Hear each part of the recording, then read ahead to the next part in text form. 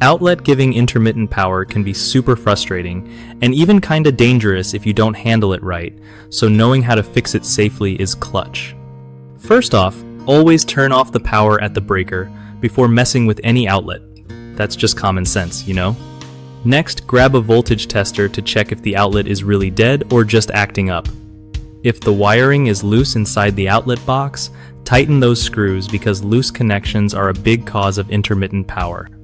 Sometimes the outlet itself is just shot, so swapping it out with a new one can solve the problem fast.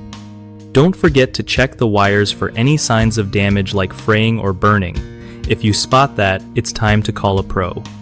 Also, make sure you're using the right type of outlet for your needs, like GFCI outlets in kitchens or bathrooms.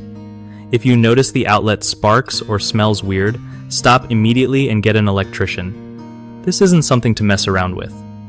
Finally, test the new or fixed outlet with a small device like a lamp before putting everything back to be sure it works solid. One of the biggest mistakes people make with outlets giving intermittent power is ignoring loose wiring. This can cause flickering or no power at all, and the fix is just tightening those connections.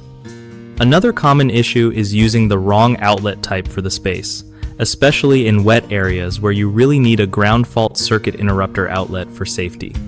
Lastly, many folks try to fix damaged or burnt wires themselves without proper tools or know-how, which can make things worse. If you see any burnt spots, it's best to call a licensed electrician right away.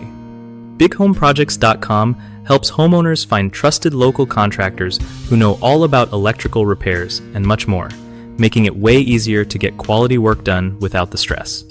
For contractors, it's a solid platform to connect with people needing their skills and grow their business with real leads.